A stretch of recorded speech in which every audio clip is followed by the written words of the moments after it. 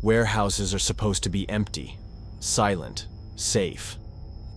But when the lights go out, and the aisles stretch on forever, some of them don't feel empty anymore. In tonight's video, you'll hear 3 true stories, all set in warehouses. But these aren't stories about security patrols or broken crates. They're about things that shouldn't exist. Things that move when you're not looking. Things that leave behind bodies. Or worse, don't leave anything at all. A night guard finds a body headless cold, and then gone. Teenagers discover symbols, blood, and watchers in the woods. And a pale figure stares from the shadows, waiting to be seen. These stories aren't just horror fiction. They're real, told by the people who barely made it out. So turn off the lights, put on your headphones, and remember this. Not every warehouse is abandoned. Some are still occupied, and some are hunting grounds. Story 1. The terrifying night on the mountain, screams and a mysterious shadow. There are nights when the forest doesn't sleep, when silence itself becomes something alive, and when your job suddenly turns into a nightmare you'll never forget. I was 22 when I got hired as a night shift security guard at a massive industrial warehouse in Omaha. It wasn't glamorous, but it paid well. The job was simple: patrol the interior of the warehouse, while my partner, an older guy named Carl, did rounds on the outside in a small company vehicle.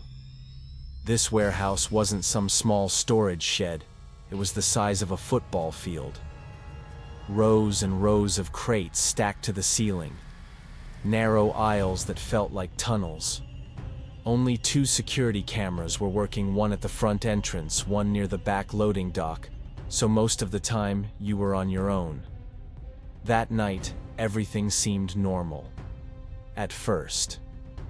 I clocked in at 10 p.m., made my first walkthrough of the aisles. It was cold inside, colder than usual. My boots echoed faintly against the concrete, and the only light came from dim overhead bulbs spaced too far apart. About 30 minutes in, I was halfway down aisle 17 when I saw something. A flicker of white at the end of the row. Just for a second. Like a person stepping out. And then back behind the crates. I froze. I stared down the aisle, holding my breath. Nothing. At first, I thought it was just my eyes playing tricks on me, maybe a reflection, maybe fatigue. But something about it felt wrong. I called Carl over the radio.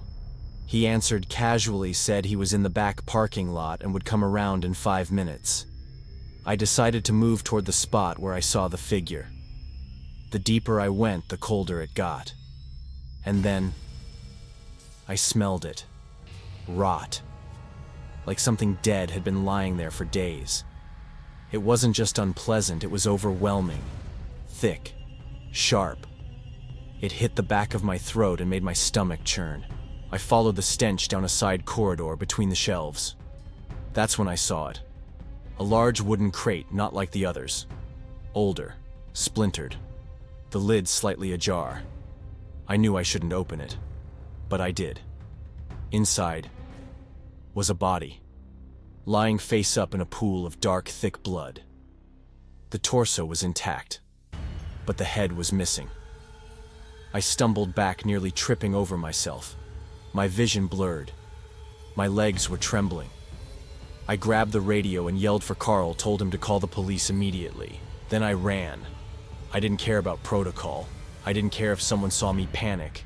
I just needed to get out of that building. By the time I reached the emergency exit, I collapsed to my knees and vomited on the pavement.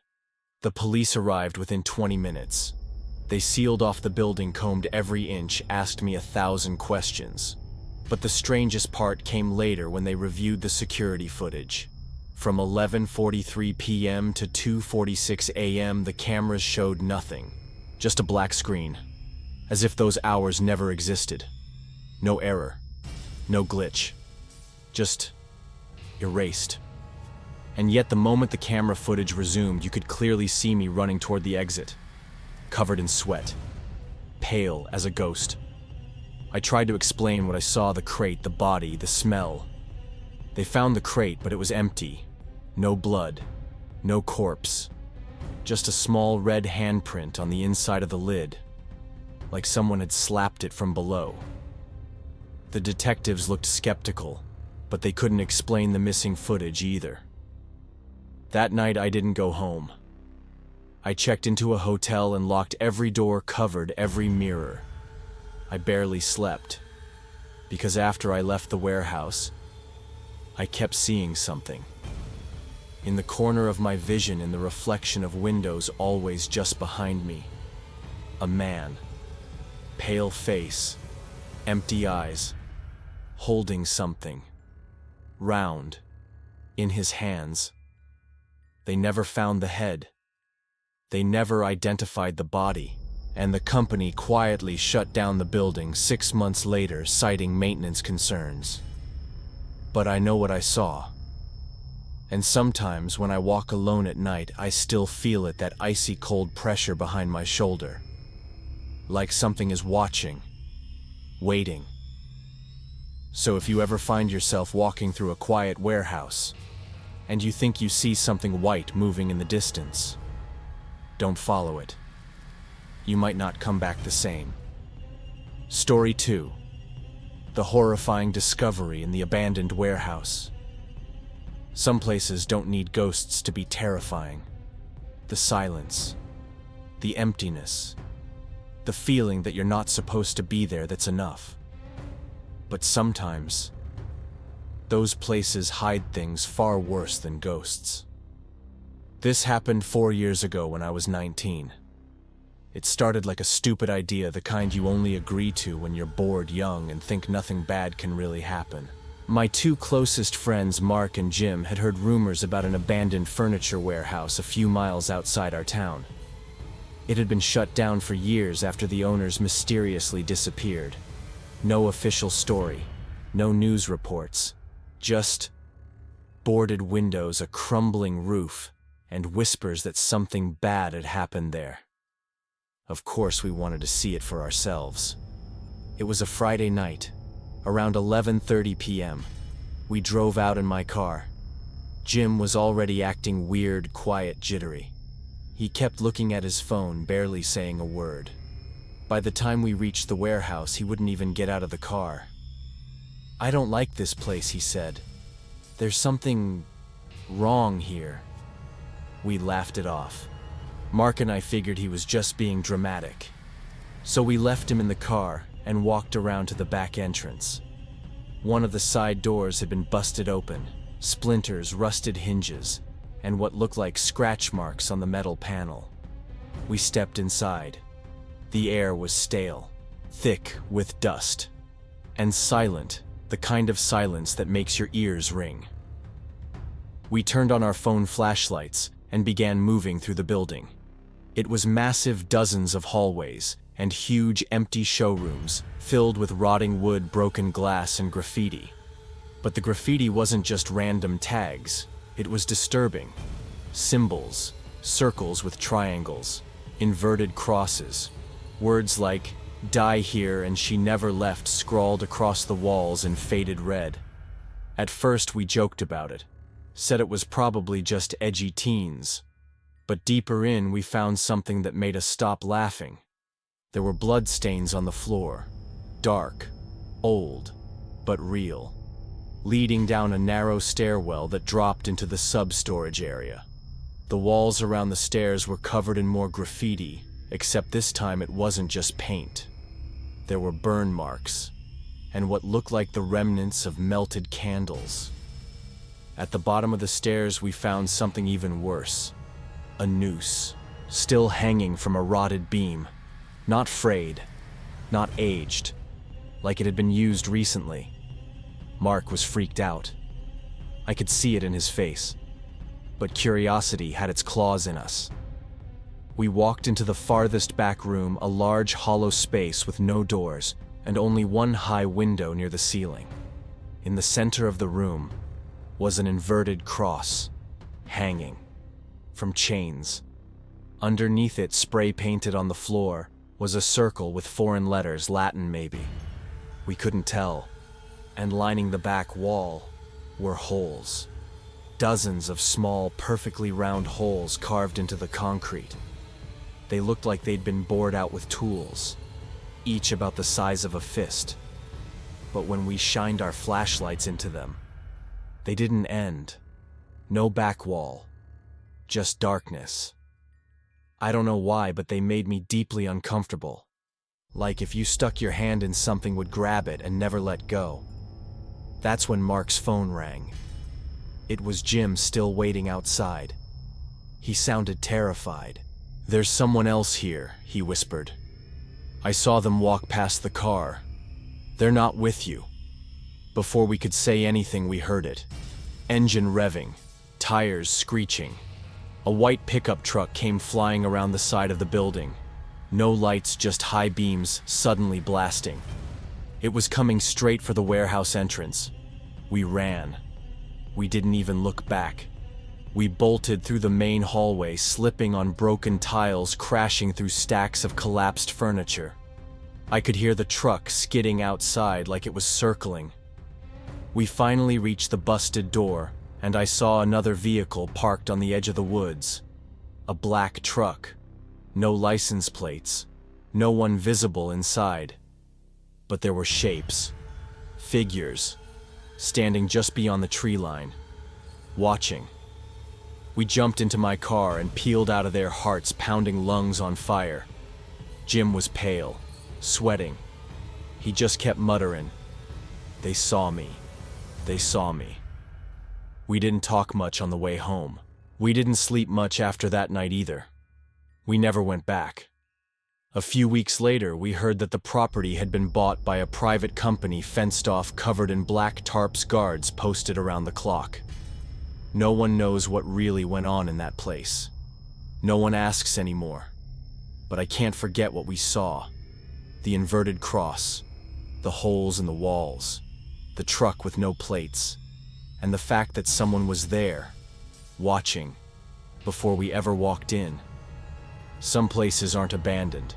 They're occupied by things or people that don't want to be found, and they don't always let you leave.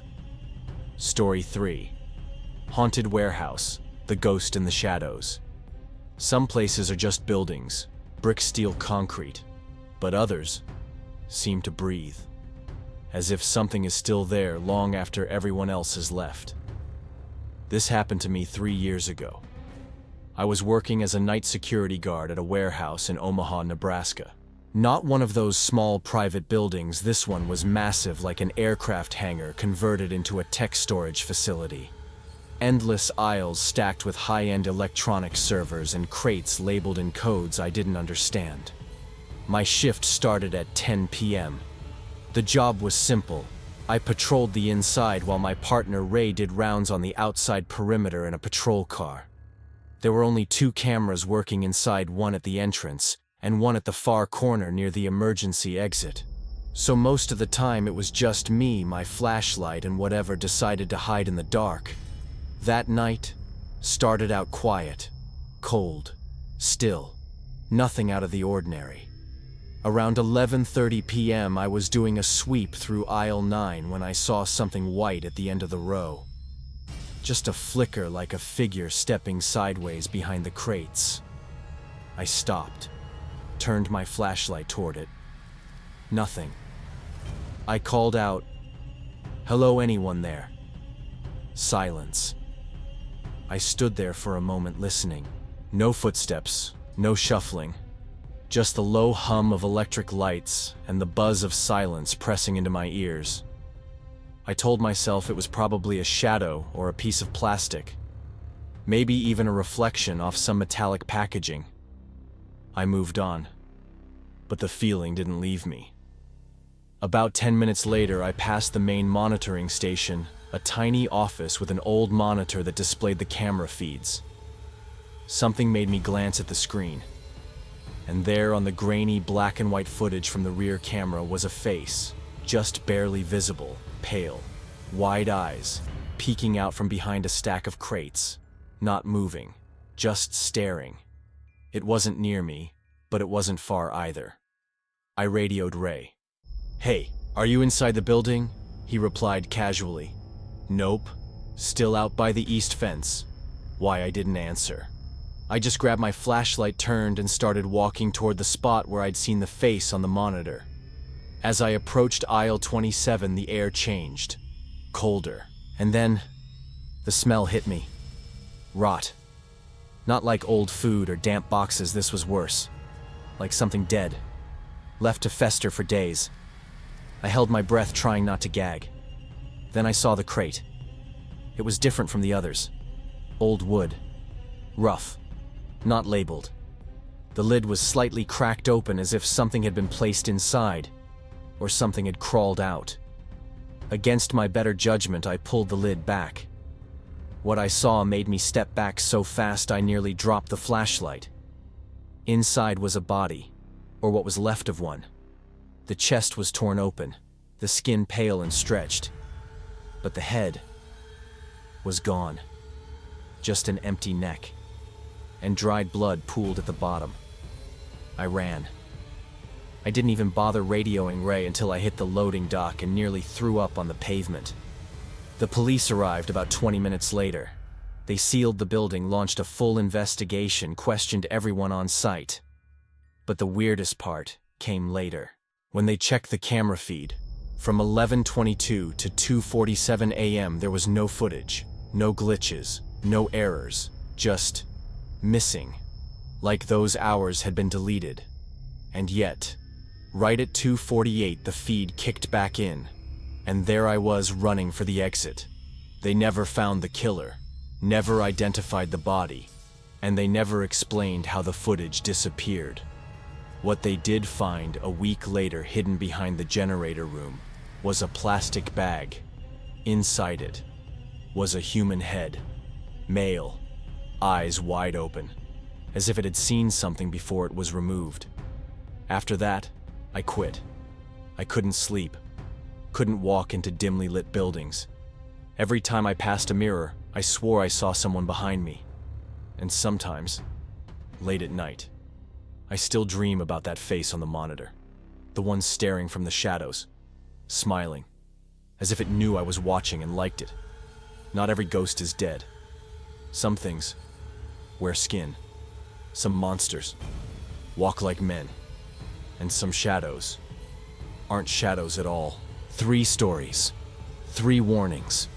You can laugh off graffiti, ignore a cold breeze, pretend that thing you saw on the monitor was just a trick of the light. But what if it wasn't? What if the man with no face never left? What if the holes in the wall weren't just empty? What if the head in the bag wasn't the last? The worst kind of horror doesn't jump out at you. It watches, waits, and makes you wonder, was that noise just the wind, or something more? Because the real monsters, they don't hide under your bed. They wait in empty buildings, in the silence between security rounds, in places no one checks anymore. And when they find you, they don't need to kill you. They just need to make sure you don't forget. So next time you walk through a dark warehouse and feel the hairs on your neck rise, don't look back. Because sometimes the only thing worse than being alone is realizing you're not.